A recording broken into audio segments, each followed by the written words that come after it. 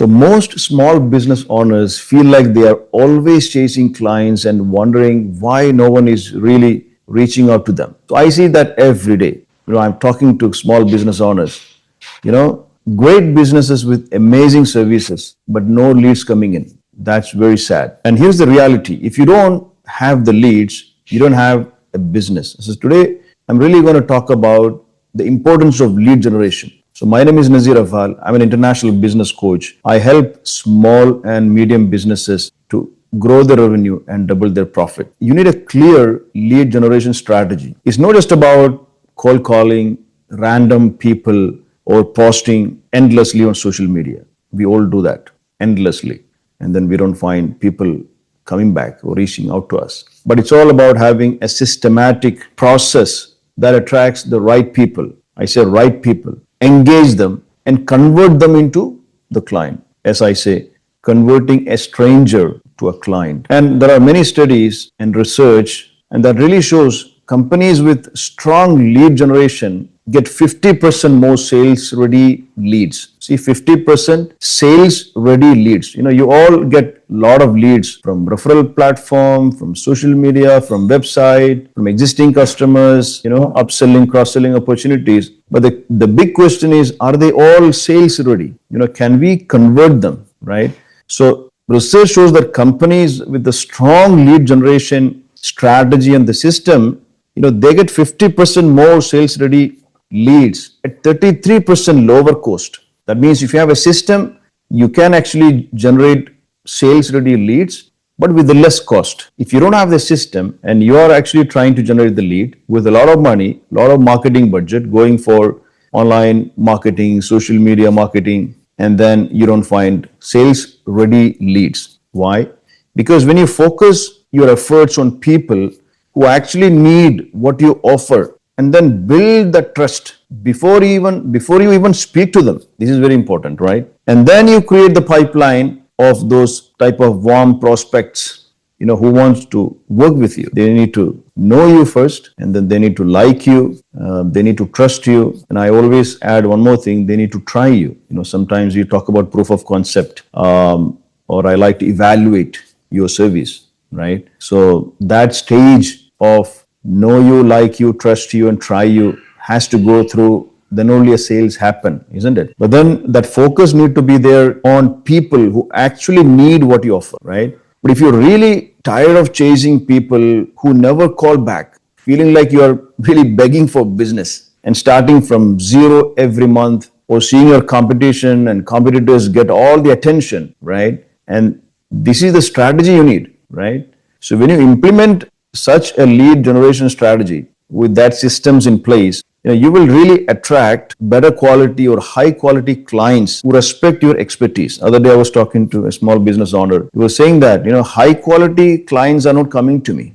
I always get client, but the quality of the client, he has got either budget limit, doesn't have that enough value based understanding about the solution that he was offering, right?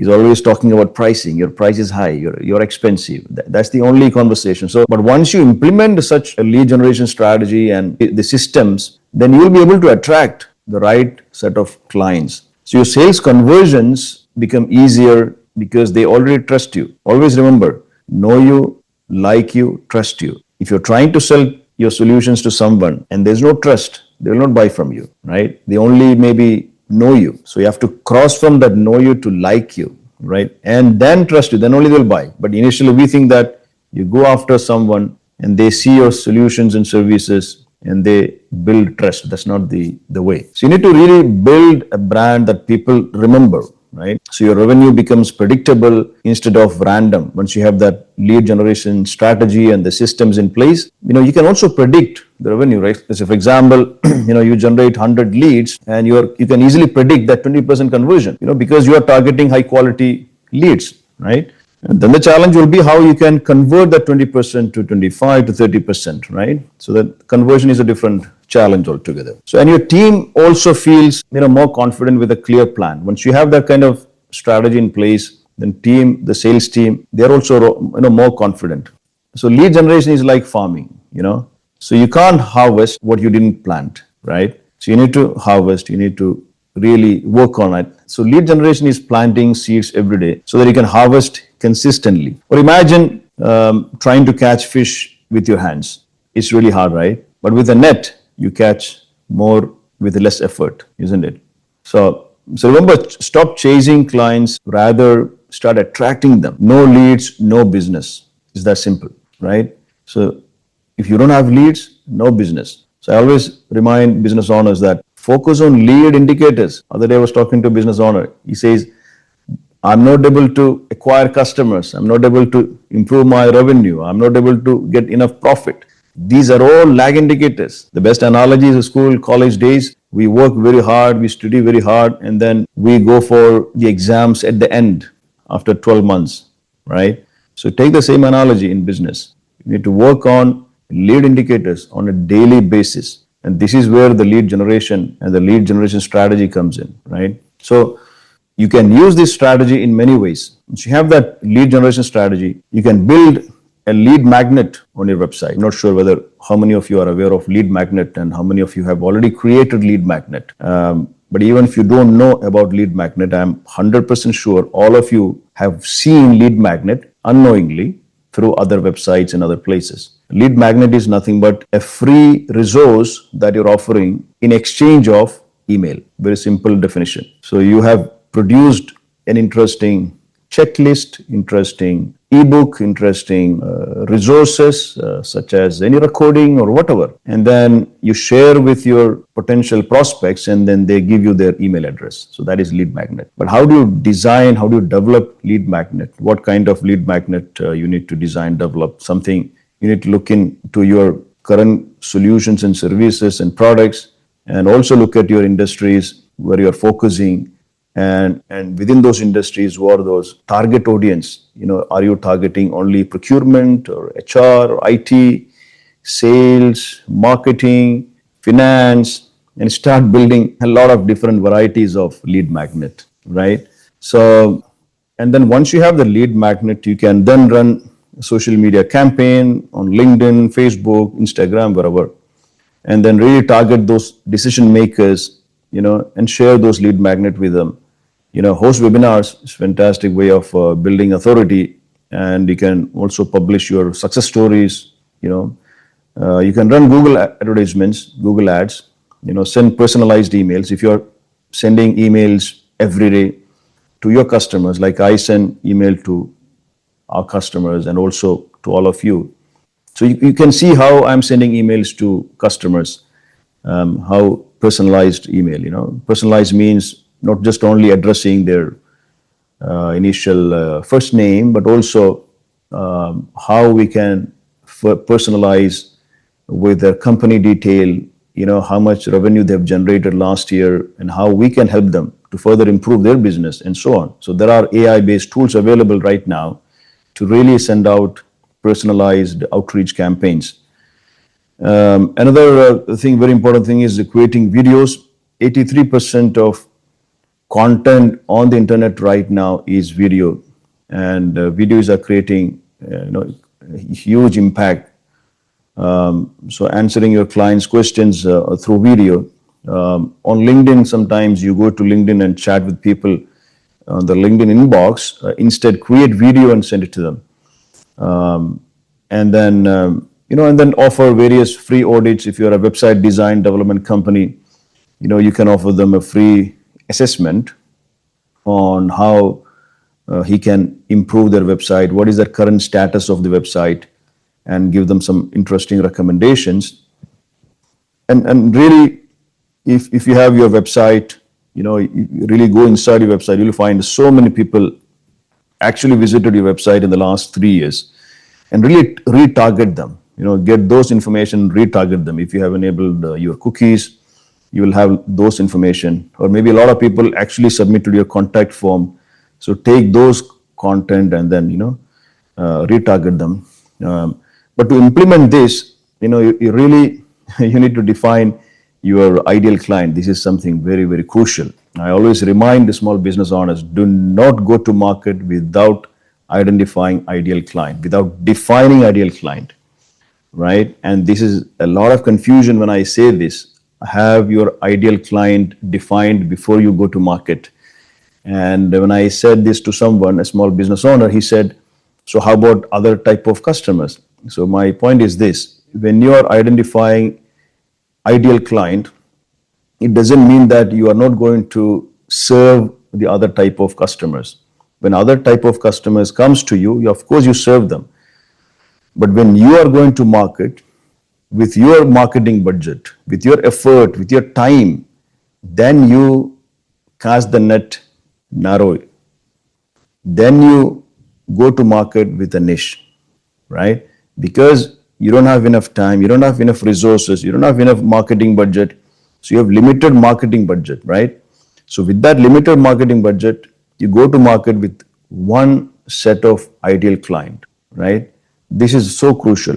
And then once you have that ideal client in place, then develop a strong value proposition. In fact, just the other day I shared a video, and I'm running a workshop next week on how you can define your value proposition. It's very, very important. All right. And then, as I said earlier, have that lead magnet. You set up a nice landing page, with a clear call to action. When I say landing page, your home page of your website. So have the information about your ideal client, their challenges, their pain areas, your value proposition, share one of those lead magnet, and then get their email address, the visitor's email address, and then put a clear call to action, either to book a meeting with you or call you, and then really drive, traffic, targeted traffic to your website. And then you can also set up a nice email campaign, email nurturing, you can also use AI tools. There are many different AI tools available to automate your outreach campaign. If you need any help, let me know. And then really, once that happens from a marketing lead generation point of view, then you need to also train your sales team to close effectively, because there's no point in generating this funnel on one side, and if your sales team is not aligned to this funnel, and they're not following up on these leads that you have generated, then it's very difficult to have this balance between marketing and sales, right?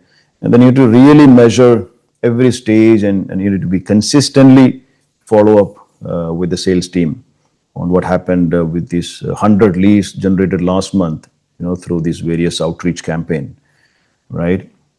So if you really look at many different brands globally, big brands, look at big brands like CRM brand like HubSpot, for example, Salesforce CRM, right?